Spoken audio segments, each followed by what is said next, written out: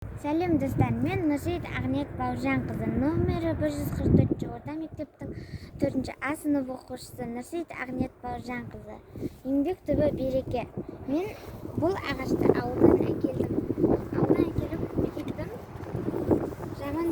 Жақында бұл көктеп жатыр. Бұл алма ағашы.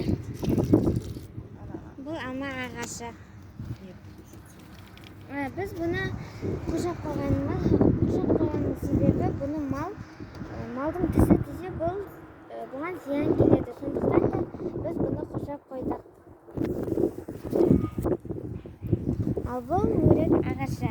Мен бұған да су құямын.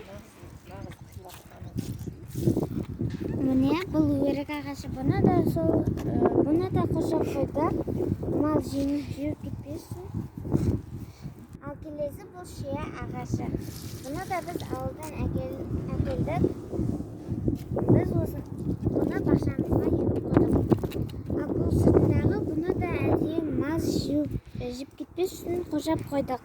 Біз бұны бәріміз бірге қоршап қойдық. Ал бұл достар пияз. Мына арам шөптерді біз жұлатын боламыз. Арам шөптерді тазалап, осы пияз өсу үшін тазалап тұрамыз. Ал мына жақта укроп бар.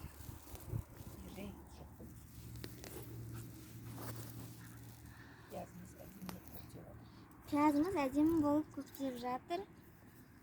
Осы жазда біз бұларды алатын боламыз. Ал достар, бұл жақта картоп өседі, және жүгері өседі, ал жан жақтарында асқабақ өседі. Біз бұны бәрі жазда бізге керек болады. Біз бұларды жазда жейтін боламыз. Біздің еңбегіміздің арқасында біз өзімізді табиғи өніммен қамтамасыз етеміз. Достар, еңбектенуден ешқашан да қашпайық. Еңбек түбі береке.